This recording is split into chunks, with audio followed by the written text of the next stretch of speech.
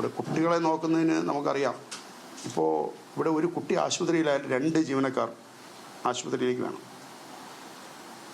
ഏതെങ്കിലും ഇതൊരു ഒറ്റപ്പെട്ട സംഭവമാണ്. നേരത്തെ ഒന്നും ഇവിടെ ഉണ്ടായിട്ടില്ലാത്ത ഒരു സംഭവമാണ്. പക്ഷേ ഒറ്റപ്പെട്ട സംഭവം പോലും ഇവിടെ ഉണ്ടാവാൻ പാടില്ല എന്നുള്ള നിലപാടിൻ്റെ ഭാഗമാണ്. അത് നിലപാടാണ്. ആ നിലപാടിൻ്റെ ഭാഗമായിട്ടാണ് അങ്ങനെ നടപടി സ്വീകരിച്ചത്. ഇവിടെ ഏറ്റവും കൂടുതൽ താൽക്കാലിക ജീവനക്കാരാണ് കൂടുതലുള്ളത്. കുട്ടികളെ പരിചരിക്കുന്ന ആളുകളാണ്. അപ്പോൾ ഞാൻ പറഞ്ഞു വന്നത്, സ്വാഭാവികമായും ഒരു കുട്ടി ആശുപത്രിയിൽ 2 ജീവനക്കാർ വേണം. വലിയ സാമ്പത്തിക പ്രതിസന്ധിയിലും സാമ്പത്തിക ബാധ്യതയിലുമൊക്കെയാണ് ഈ കുട്ടികളെ പരിചരിക്കുന്നതുമായി ബന്ധപ്പെട്ട കാര്യങ്ങൾ. ഒരുപാട് ആളുകളുടെ സഹായമുണ്ട്, പിന്തുണയുണ്ട്. മാധ്യമ പ്രവർത്തകരുടെയും മാധ്യമ സ്ഥാപനങ്ങളുടെയൊക്കെ അകമഴിഞ്ഞ പിന്തുണയുണ്ട്. പക്ഷേ കുട്ടികളുടെ കാര്യത്തിൽ ഒരു വിട്ടുവീഴ്ചയും ഈ ഭരണസമിതി സ്വീകരിക്കാൻ ആഗ്രഹിക്കുന്നില്ല. കുട്ടി വളരെ ബെറ്ററാണ്. കുട്ടി വേറെ വലിയ പ്രശ്നമൊന്നുമില്ല. ഞാൻ പറഞ്ഞല്ലോ, ഒരു ചെറുതാണെങ്കിൽ പോലും കുട്ടിയെ അങ്ങനെ ഞാൻ ചെറുതെന്ന് നിസ്സാരവൽക്കരിക്കുകയല്ല. പക്ഷെ നമ്മുടെ ശ്രദ്ധയപ്പെട്ടത് വളരെ ചെറിയ നഖം കൊണ്ട് നുള്ളിയ പാടുകളാണ്. ആ നുള്ളിയ പാടിൻ്റെ പുറത്താണ് ഞങ്ങൾ എന്ത് ചെയ്ത് ഈ നടപടി സ്വീകരിച്ചത്. അപ്പോൾ നിങ്ങൾ പറയും ചെറിയ നുള്ളിയ പാടാണ് ഈ നടപടി സ്വീകരിക്കേണ്ടതുണ്ടോ? അതുണ്ടാവാൻ പാടില്ല എന്നുള്ളതുകൊണ്ടാണ്. അതുപോലും ഇവിടെ ഉണ്ടാവാൻ പാടില്ല എന്നുള്ളതുകൊണ്ടാണ് ഇങ്ങനെ നടപടിയിലേക്ക് പോയത്, നിയമപരമായ നടപടിയിലേക്ക് പോയത്. 2 ദിവസം പരാതി കൊടുത്തു. എന്നാ ഈ സംഭവം നടക്കുന്നതെന്നാ ഞങ്ങൾ ശ്രദ്ധയപ്പെട്ട ഉടൻ തന്നെ നിയമപരമായ നടപടി സ്വീകരിക്കാൻ വേണ്ടി നിർദ്ദേശം നൽകി. കേസിൻ്റെ മറ്റ് സംഗതികൾ നടന്നുകൊണ്ടിരിക്കുകയാണല്ലോ.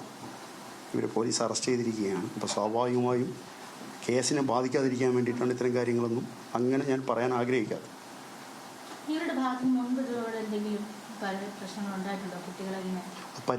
പരിശോധിക്കേണ്ടതുണ്ട്. ഇല്ല, കുറേ കാലമായി ഇവിടെ ഉള്ളവരാണ്. കുറച്ചധിക കാലമായി ഇവിടെ ഉള്ളവരാണ്.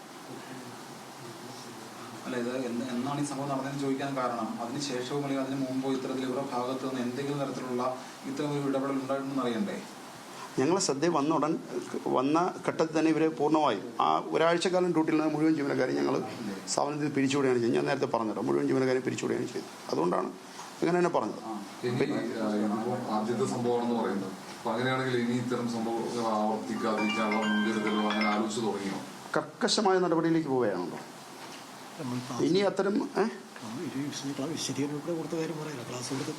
ഞങ്ങൾ ഈ ഭരണസമിതി വന്നതിന് ശേഷം ഞങ്ങൾ ജീവനക്കാർക്ക് ഇതുമായി ബന്ധപ്പെട്ട് കുട്ടികളുടെ പരിചരണ രീതിയെ സംബന്ധിച്ച് ഞങ്ങൾ പ്രത്യേകമായ ക്ലാസ് സംഘടിപ്പിച്ചിട്ടുണ്ട്.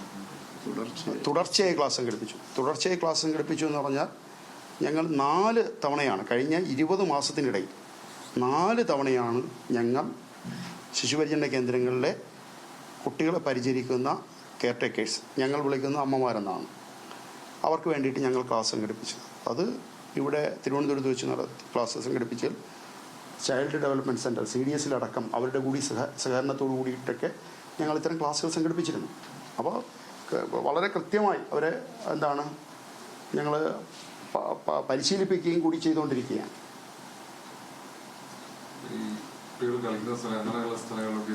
CCTV ഉണ്ട് മുഴുവൻ. ഞാൻ പറഞ്ഞല്ലോ, കണ്ണിൽ എണ്ണ ഒഴിച്ചാണ് ഞങ്ങൾ ആ കുട്ടികളെ പരിപാലിക്കുന്നത്. അത് ഞങ്ങൾ പോലീസ് പരിശോധിക്കും. അത് പോലീസ് കൃത്യമായി പരിശോധിക്കും. പോലീസിൻ്റെ പരിശോധനയുടെ ഭാഗമാണല്ലോ ഇപ്പോൾ 3 പേരെ അറസ്റ്റ് ചെയ്തിരിക്കുന്നത്. പോലീസ് കൃത്യമായ കാര്യത്തിൽ വളരെ ഫലപ്രദമായ ഇടപെടൽ തന്നെയാണ് പോലീസ് നടത്തിയിട്ടുള്ളത്.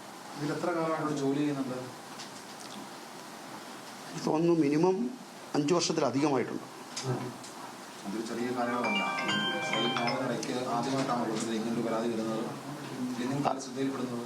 അതാണല്ലോ പരിശോധിക്കണമെന്ന് പറഞ്ഞത്.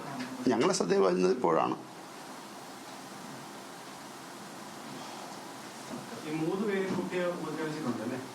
അത് നിയമപരമായി പോലീസിൻ്റെ കയ്യിലിരിക്കുന്നതാണ്.